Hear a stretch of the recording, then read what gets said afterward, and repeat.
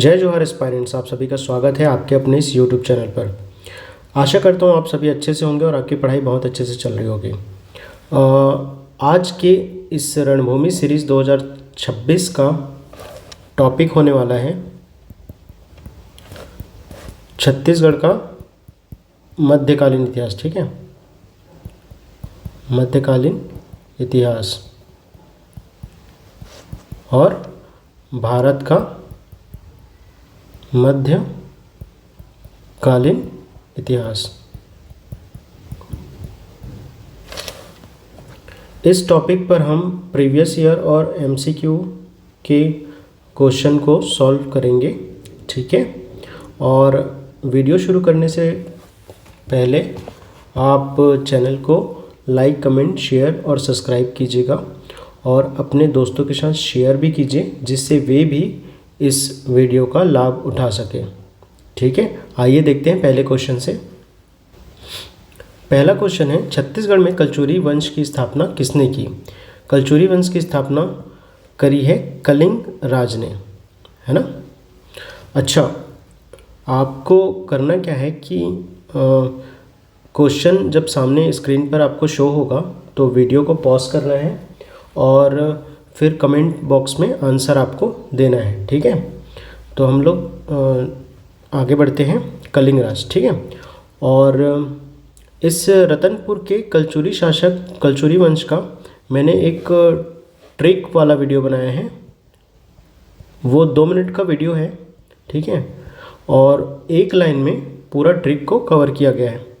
तो उस वीडियो का लिंक मैं डिस्क्रिप्शन में डाल दूँगा और वो वीडियो आपको ज़रूर देखना चाहिए ताकि आपको रतनपुर के कलचुरी शासक का आपको क्रम याद हो सके। क्योंकि क्या है कि अभी सीजीपीएससी ने अपना ट्रेंड चेंज किया है।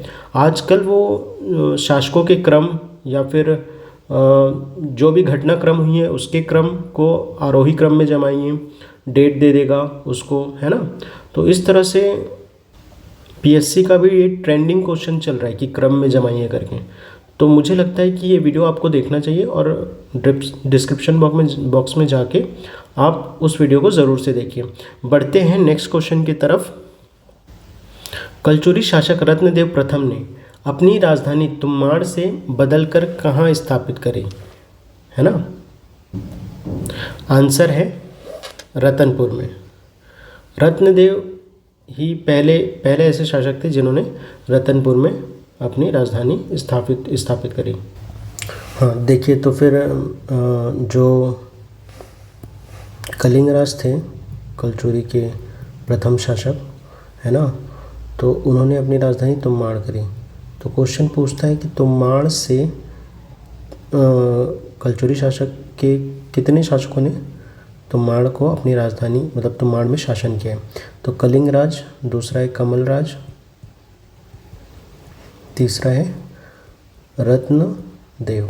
ठीक है, ये शासन कर रहे थे, कुछ समय शासन किया, फिर इन्होंने 1050 ईस्वी में रतनपुर को राजधानी बनाई। ठीक है, नेक्स्ट क्वेश्चन है, सकल कोसलाधिपति की उपाधि धारण करने वाला प्रथम कलचुरी शासक कौन था? तो इसके कौन थे? पृथ्वीदेव प्रथम इसके सकल कोसलाधिपति की उपाधि धारण करने वाले पहले शासक थे। ठीक है, तो सकल कोसलाधिपति का अर्थ क्या होता है कि संपूर्ण कौशल के अधिपति या स्वामी। ठीक है, सकल कोसलाधिपति। और ये जो थे इनका पता अमोदा ताम्रपत्र से पता चलता है। ठीक है, अमोदा ताम्रपत्र से। ठीक है, नेक्स्ट क्वेश्चन है, अच्छा हाँ, इनको 21,000 गांवों का स्वामी भी कहते थे। ठीक है, नेक्स्ट क्वेश्चन है, प्रसिद्ध जांजगीर के विष्णु मंदिर नकटा मंदिर का निर्माण किस राजा ने करवाया था? तो इसका आंसर है आपके जाजल्यदेव प्रथम। ठीक है, जाजल्यदेव प्रथम ने ही कहाँ पर नकटा मंदिर का निर्माण कराया था जांजगीर में। ठीक है। अगला क्वेश्चन है, छत्तीसगढ़ के प्रसिद्ध भोरमदेव मंदिर की किस स्थापत्य शैली का उदाहरण है? तो इसका आंसर होगा डी, पंचायतन शैली का उदाहरण है। अगला क्वेश्चन है, बस्तर के छिंदक नागवंश की राजधानी कहाँ थी? ठीक है। छत्तीसगढ़ में दो नागवंश रहे, एक फणिक नागवंश, ठीक है, फणिक नागवंश, दूसरा है छिंदक नागवंश। ठीक है। इनकी पहले आंसर देख लीजिए कि इनकी जो राजधानी रही है ये बारसूर, चक्रकोट या भ्रमरकोट भी बोलते थे इसको, इस साइड बस्तर में रही है। ठीक है, दंतेवाड़ा में, है ना। और ये जो रही है कवर्धा में। ठीक है, और ये बस्तर साइड के हैं, बस्तर, चक्रकोट, भ्रमरकोट, बारसूर। ठीक है, बारसूर। आगे बढ़ते हैं नेक्स्ट क्वेश्चन की तरफ। बस्तर में काकतीय वंश की संस्थापक कौन था जो वारंगल से आया था? देखिए, आंसर है इनका अन्नमदेव। यही जो थे वारंगल से आए थे और इन्होंने ही बस्तर में आकर काकतीय वंश की नींव रखी। ठीक है। नेक्स्ट क्वेश्चन है, कलचुरी प्रशासन में आय व्यय का हिसाब रखने वाला मुख्य अधिकारी क्या कहलाता था? तो इसका आंसर है महाप्रमात्री। ये लिखा गलत है, ये इस तरह से होगा महाप्रमात्री। ठीक है। आइए देख लेते हैं कलचुरी कालीन जो शासन व्यवस्था थी उसके जो प्रशासनिक अधिकारी थे वो क्या क्या कहलाते थे, एक बार देख लेते थे। महामंत्री होते थे। महामंत्री क्या काम होता था? सर्व प्रमुख अधिकारी होते थे जो राजा का प्रशासनिक सलाहकार होता था। ये क्या होता था? राजा का प्रशासनिक सलाहकार होता था।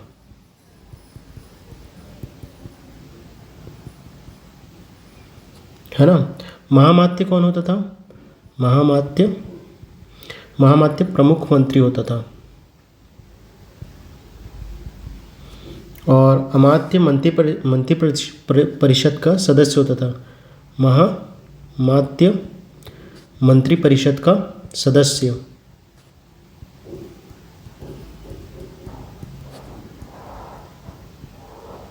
ठीक है। और महाअध्यक्ष कौन होता था? सचिवालय का प्रमुख। महाअध्यक्ष सचिवालय का प्रमुख। ठीक है। और महाप्रतिहार क्या होता था? महाप्रतिहार होता था आपके संचार विभाग का प्रमुख। संचार विभाग का प्रमुख। ठीक है। और महाप्रमाद जिसके बारे में हम लोग बात कर चुके हैं। ठीक है। शोल्किक ये क्या होता था? ये कर संग्रहण करता था। कर संग्रहण, है ना। अब है ग्रामकूट और पूर्व प्रधान। ग्रामकूट और पूर्व प्रधान। तो ये ग्रामकूट जो है गांव का प्रमुख अधिकारी, गांव का, और ये शहर का। ठीक है। और क्या होता था? महासंधि विग्राहक। तो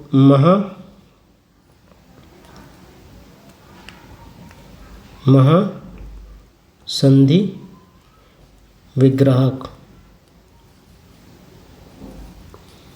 ये विदेश विभाग का प्रमुख होता था। विदेश विभाग का प्रमुख होता था। ठीक है।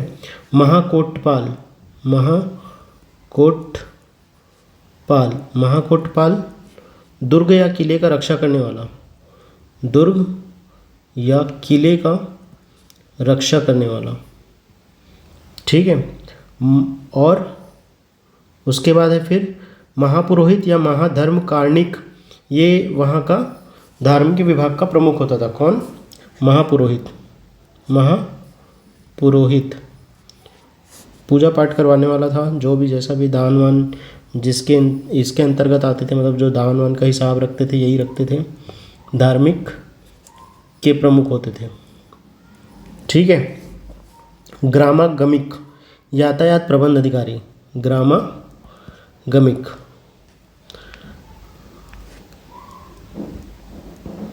यातायात प्रमुख होता था, ठीक है।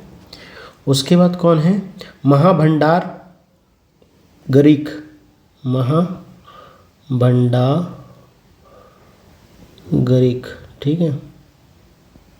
ये कौन है, ये आपके मुख्य कोषाध्यक्ष, ठीक है। और उसके बाद है महाबलाधिकृत, ये पूछा जाता है ना, महाबलाधिकृत, तो ये कौन है, मुख्य सेनापति, ठीक है। अब है आपके अकाराधिकार पुरुष, ये कौन है, ये आपके हैं राज्य के खानों का प्रमुख, ठीक है, राज्य के खानों का, है ना, जो खान होते हैं ना उसका प्रमुख था, ठीक है।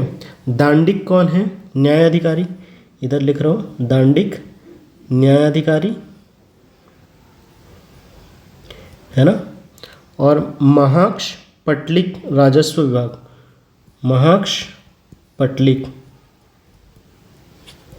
ये कहाँ कौन है, राजस्व विभाग।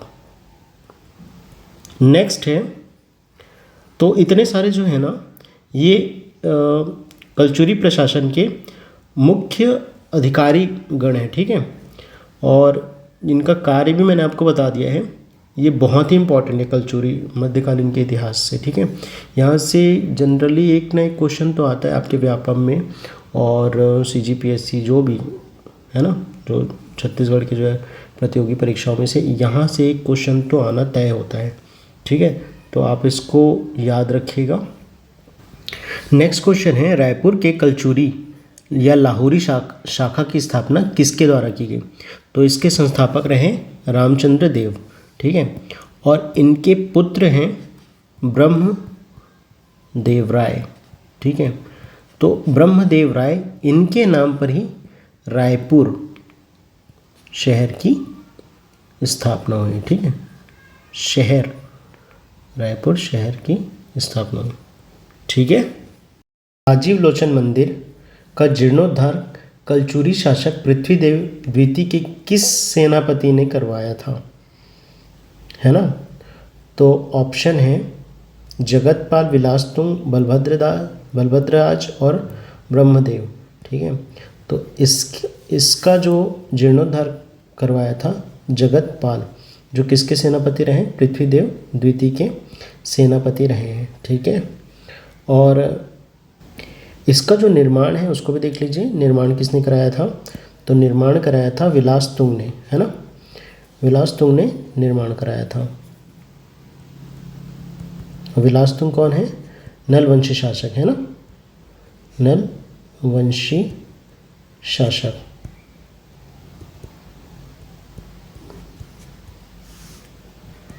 अगला क्वेश्चन है, खल्लारी के विष्णु मंदिर का निर्माण जो महासमुंद में है वो किसने करवाया है, ठीक है।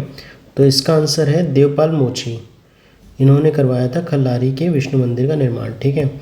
और ये देवपाल मोची जो है ये ब्रह्मदेव राय के शासनकाल में इस मंदिर का निर्माण कराया था, ब्रह्मदेव राय, है ना। ये कौन है, लाहौरी शासक है ना, रायपुर के कलचुरी शासक, रायपुर के, ठीक है।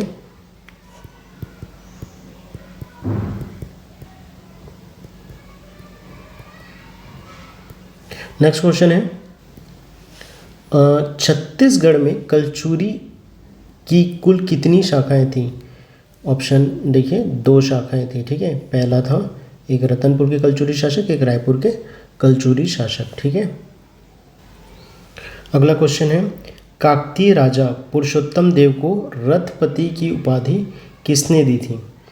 तो पुरुषोत्तम देव को रथपति की उपाधि किसने दी थी? पूरी उड़ीसा के शासक ने इनको, पुरुषोत्तम देव को रथपति की उपाधि दी थी,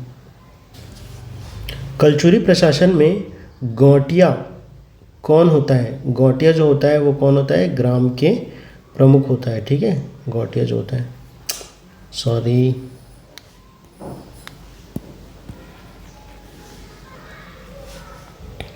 किस कलचुरी राजा ने गज शार्दुल हाथियों का शिकारी की उपाधि धारण किया था? गज शार्दुल, तो ये कौन थे? आपके जाजल्यदेव प्रथम। इस वंश के सबसे महाप्रतापी शासक रहे हैं जाजल्यदेव प्रथम। इन्होंने क्या किया था कि त्रिपुरी के कलचुरी शासक थे। ठीक है, मैं कुछ एक बैक स्टोरी बताता हूँ। मेन जो ब्रांच था ये त्रिपुरी था कलचुरी शासक का। ठीक है, अब यहाँ शासन करने आए रतनपुर में, या तो माड़ से शुरू करी, कलिंगराज को भेजा गया, कलिंगराज है ना। तो ये कलिंगराज ने रतनपुर के कलचुरी शासक का स्थापना किया रतनपुर में, सॉरी तुम्बाड़ में। और फिर तुम्बाड़ से फिर कमलराज ने किया, कमलराज से फिर रत्नराज ने किया, और फिर रत्नदेव ने रतनपुर को राजधानी बनाया। ठीक है, और इस तरह से ये रतनपुर के कलचुरी शासक हुए। ठीक है, और इन्हीं के बाद जो राजा हुए, रत्नदेव के बाद पृथ्वीदेव हुए, पृथ्वीदेव के बाद जाजल्यदेव हुए। और जाजल्यदेव प्रथम इतने महाप्रतापी शासक थे कि इन्होंने क्या होता था कि ये कलिंग राज जो थे इनको टकोली देते थे, वार्षिक कर देते थे इनको कि हम यहाँ शासक कर रहे हैं, तो ये मेन ब्रांच है तो इनको पैसा जाता था। ठीक है, तो जाजल्यदेव प्रथम ने क्या किया कि इनका जो कर व्यवस्था थी उसको देने से इनकार कर दिया कि हम आपका अधीनता को अस्वीकार करते हैं, हम आपके अधीन नहीं हैं, हमारा जो है स्वतंत्र साम्राज्य।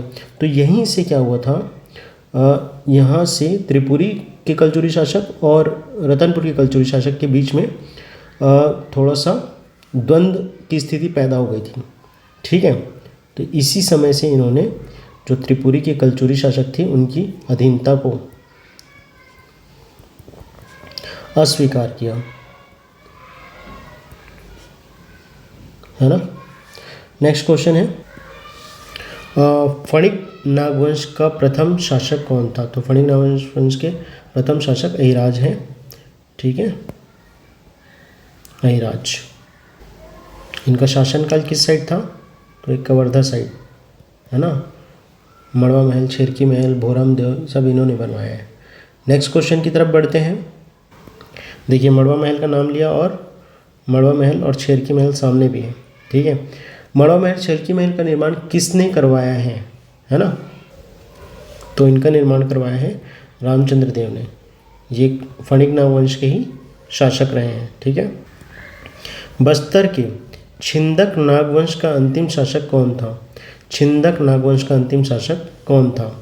तो इसके अंतिम जो शासक थे छिंदक नागवंश के, वो थे हरिश्चंद्र देव।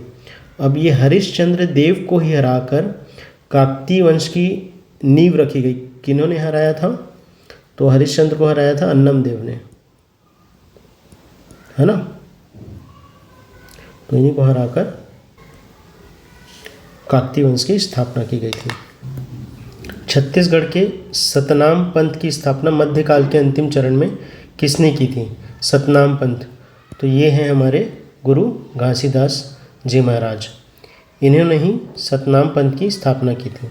ठीक है, नेक्स्ट क्वेश्चन, रतनपुर के शिलालेख के अनुसार कलचुरियों की उत्पत्ति कहाँ से मानी गई?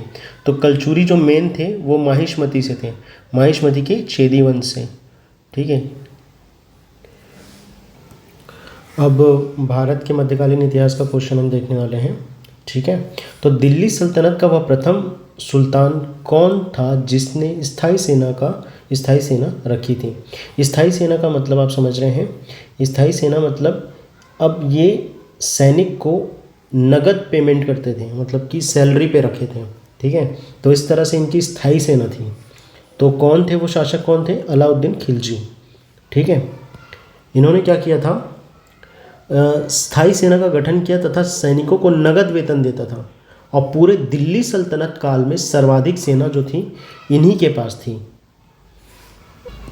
अगला क्वेश्चन है, लाख बख्श। लाख बख्श के नाम से किसे जाना जाता था? लाख बख्श का अर्थ होता है दान, लाखों का दान देने वाला। तो इस कौन जाना जाता था, तो ये थे कुतुबुद्दीन ऐबक। ठीक है, देखिए भारत के मध्यकालीन इतिहास में दिल्ली सल्तनत में, है ना, मैं कुछ समझा देता हूँ आपको। दिल्ली सल्तनत में, दिल्ली सल्तनत में, ठीक है, 5 वंश हुए, मेन 5 वंश, है ना। तो इसका एक ट्रिक है, क्या है, GKTSL, ये ट्रिक है। ठीक है, तो जी का मतलब होता है गुलाम वंश, है ना, और के का मतलब होता है खिलजी वंश, और टी का मतलब होता है तुगलक वंश, और एस का मतलब होता है आपके सैयद वंश, और एल का मतलब होता है लोधी वंश। ये टी नहीं है, ठीक है, GKTSL, है ना। देखिए इस तरह से जी का मतलब गुलाम वंश, के का मतलब खिलजी वंश, टी का मतलब तुगलक वंश, एस का मतलब सैयद वंश, एल का मतलब लोधी वंश। इस 5 वंश ने दिल्ली सल्तनत पर शासन किया है। ठीक है, 1206 से 1526 तक, है ना। तो ये जो कुतुबुद्दीन ऐबक है ना, ये संबंधित हैं गुलाम वंश से। ठीक है, आगे बढ़ते हैं नेक्स्ट क्वेश्चन की तरफ। तराइन का द्वितीय युद्ध 1192 में किसके बीच लड़ा गया, है ना। इसका आंसर है पृथ्वीराज चौहान और मोहम्मद गौरी के बीच में लड़ा गया। ठीक है, नेक्स्ट क्वेश्चन है, दिल्ली सल्तनत की पहली एकमात्र महिला शासिका रजिया सुल्तान, है ना। रजिया सुल्तान किसकी बेटी थी, रजिया सुल्तान किसकी बेटी थी, ये थी इल्तुतमिश की बेटी थी। ठीक है, रजिया सुल्तान किसकी बेटी थी, इल्तुतमिश की बेटी थी। ठीक है, दिल्ली के किस सुल्तान ने अपनी राजधानी दिल्ली से दौलताबाद स्थानांतरित की थी, दिल्ली से दौलताबाद किसने स्थानांतरित करी अपनी राजधानी। ठीक है, तो इसका आंसर है मोहम्मद बिन तुगलक। मोहम्मद बिन तुगलक दिल्ली से दौलताबाद इन्होंने अपनी राजधानी की थी। ठीक है, लोधी वंश के संस्थापक कौन थे, तो लोधी वंश के संस्थापक रहे हैं बहलोल लोधी। ठीक है, अगला क्वेश्चन है, आगरा शहर की स्थापना 504 ईस्वी में किस सुल्तान ने की थी। आगरा शहर की स्थापना की थी सिकंदर लोदी ने, है ना। सिकंदर लोदी ने आगरा शहर की स्थापना की थी और इसी को अपनी राजधानी बनाया। क्या बनाया, राजधानी बनाया।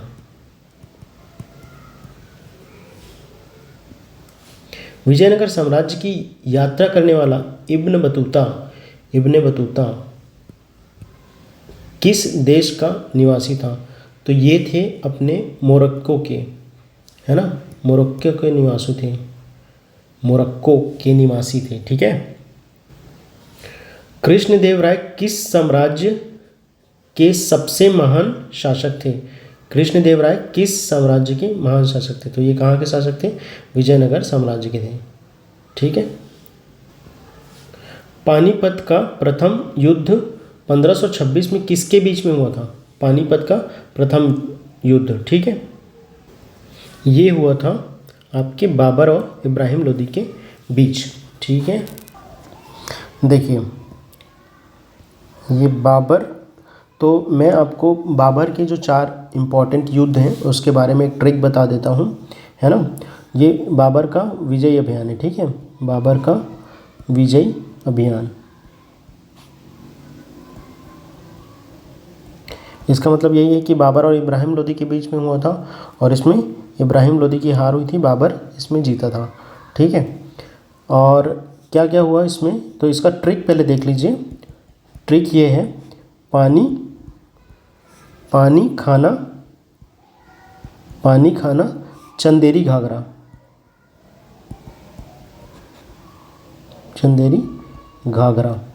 ठीक है, इसका ट्रिक यही है कि पानी खाना चंदेरी घाघरा, चंदेरी का घाघरा फेमस है ना, तो इसलिए, तो ये है ट्रिक है। ठीक है,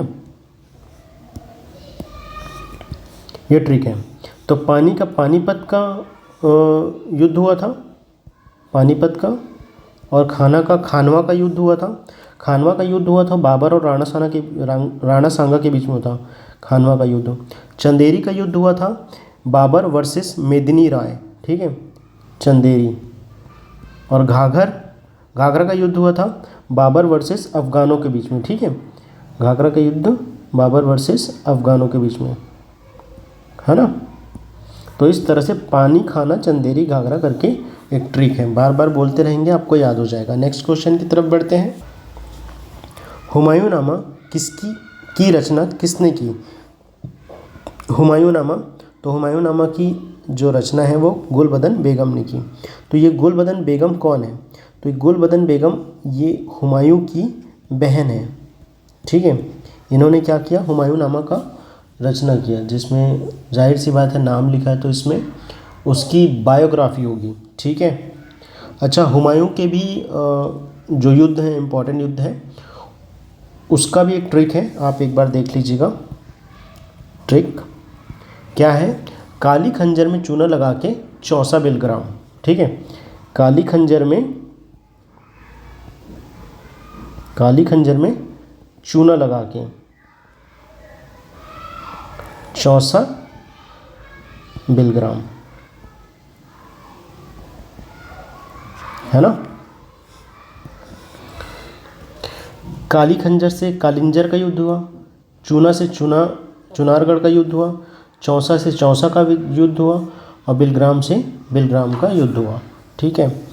अब ये किन के बीच में हुआ? तो कालिंजर का युद्ध हुआ था हुमायूं 1532 में हुआ था, ठीक है। और चुनारगढ़ का युद्ध हुआ था आपके 1532 में हुआ था। दोनों युद्ध जो थे वो 1532 में हुए थे, ठीक है। और ये दोनों में ही हुमायूं जीता था, कालिंजर और चुनारगढ़ के युद्ध में, ठीक है। उसके बाद ये चौसा का युद्ध हुआ था हुमायूं वर्सेस शेरशाह सूरी, ठीक है, शेरशाह सूरी। तो इसमें हुमायूं की हार हुई थी, शेरशाह सूरी जीता था, ठीक है। बिलग्राम का युद्ध जो हुआ था इसमें भी हुमायूं पराजित हुआ था। और तो दो युद्ध में जो था हुमायूं हारा है, और दो युद्ध में हुमायूं जो है वो जीता है। चौसा बिलग्राम में हारा है ना, हार हुई है उसकी। और ये चौसा का हुआ था 1539 में, 1540 में बिलग्राम का हुआ था। और ये हुआ था, दोनों जो युद्ध हुआ था कालिंजर और चुनारगढ़ का, ये हुआ था 1532 में, ठीक है। इतना फैक्ट आपको याद रखना है। आगे बढ़ते हैं नेक्स्ट क्वेश्चन की तरफ। अभी मैंने बताया था चौसा का युद्ध 1539 में हुआ था, है ना, और कन्नौज का युद्ध 1540 में हुआ था, ठीक है। तो ये किसके बीच हुमायूं को किसने हराया था? अभी मैंने बताया आपको कि हुमायूं को हराया था शेरशाह सूरी ने, ठीक है, शेरशाह सूरी ने। आगे बढ़ते हैं नेक्स्ट क्वेश्चन की तरफ। अकबर ने इबादत खाना या प्रार्थना भवन का निर्माण कहाँ करवाया था?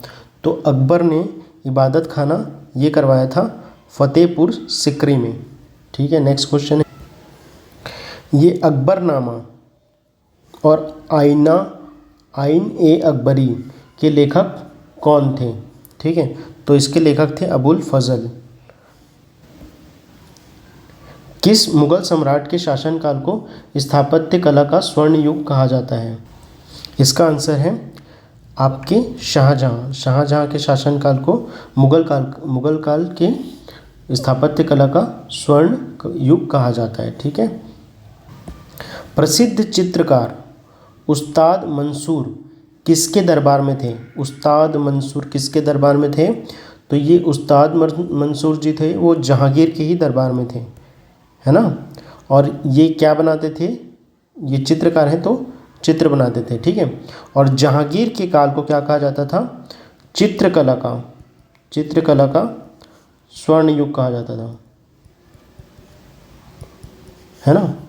और स्थापत्य का स्वर्ण युग शाहजहाँ को कहा जाता था, और जहांगीर को चित्रकला का स्वर्ण युग कहा जाता था। सिखों के 90वें गुरु तेग बहादुर को किस मुगल शासक ने मृत्यु दंड दिया था? तो वो दिया था आपके औरंगजेब ने। सिखों के जो 90वें गुरु थे तेग बहादुर जी को, उन्होंने मृत्यु दंड दिया था, ठीक है। नेक्स्ट क्वेश्चन है, जजिया कर जजिया कर किस मुगल सम्राट ने समाप्त किया था? जजिया कर पहले आपको समझना होगा कि ये गैर मुसलमानों से लिया जाने वाला धार्मिक कर होता था। ठीक है, गैर मुसलमान यानी कि जो कि मुसलमान नहीं थे, यानी कि मुसलमान नहीं थे यानी कि वो हिंदू थे। तो इसको समाप्त किया था हमारे अकबर ने, हमारे नहीं, मुग़ल सम्राट अकबर ने इसको समाप्त किया था। ठीक है, अब इन्होंने समाप्त कर दिया, लेकिन इसको पुनः चालू किया। पुनः किसने चालू किया? तो पुनः चालू किया औरंगजेब ने। ये औरंगजेब ने चालू किया था पुनः। ठीक है, शिवाजी महाराज के मंत्रिमंडल को किस नाम से जाना जाता था? उनके मंत्रिमंडल को जाना जाता था अष्टप्रधान के नाम से। ठीक है, आइए अष्टप्रधानों के नामों की सूची देख लेते हैं एक बार। अष्टप्रधान में पहले जो हैं वो है पेशवा, दूसरे हैं आपके अमात्य, तीसरे हैं मंत्री, चौथे हैं सचिव, पांचवें सुमंत, छठवें हैं सेनापति, सातवां पंडित राव, आठवां न्यायाधीश।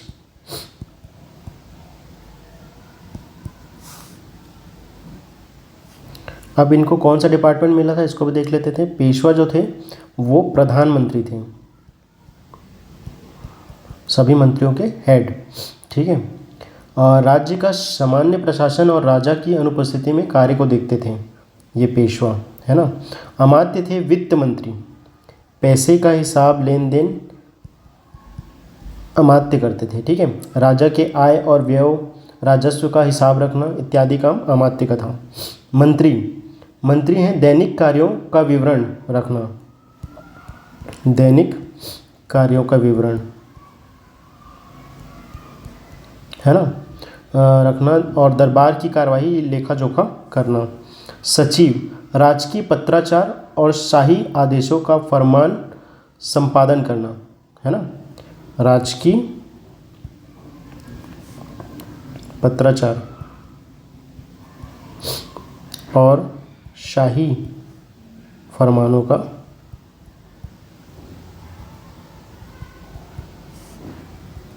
संपादन करना।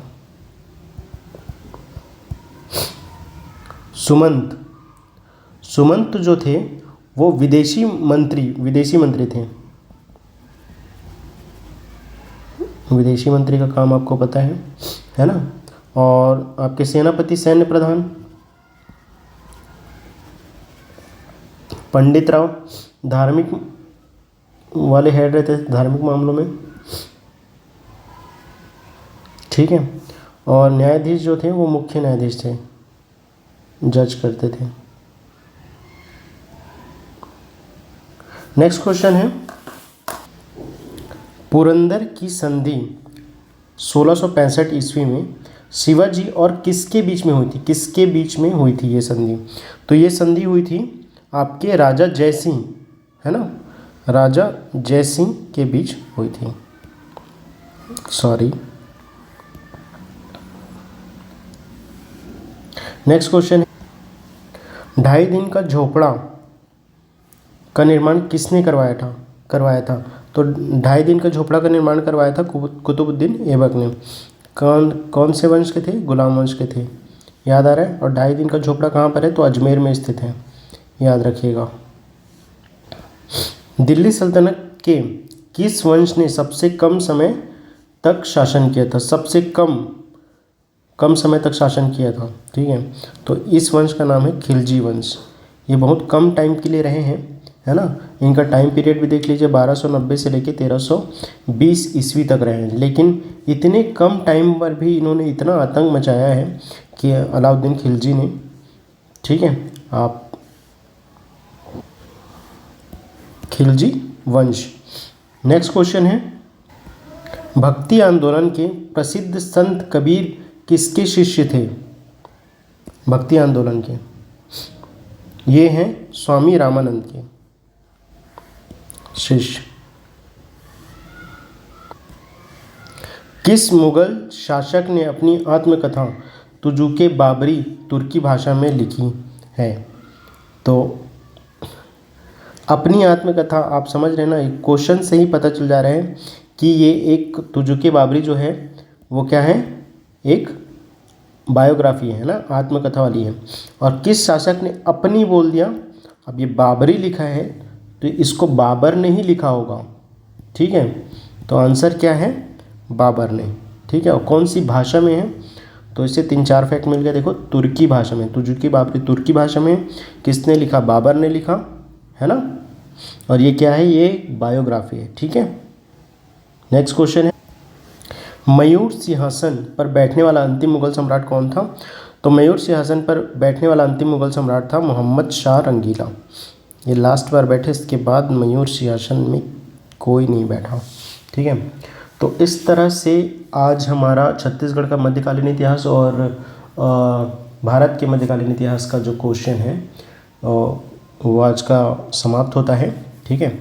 वीडियो अगर आपको अच्छा लगा हो तो वीडियो को लाइक शेयर सब्सक्राइब ज़रूर कीजिएगा, ठीक है। और अपने दोस्तों के साथ शेयर ज़रूर करें ताकि वे भी इसका लाभ उठा सकें, ठीक है। धन्यवाद।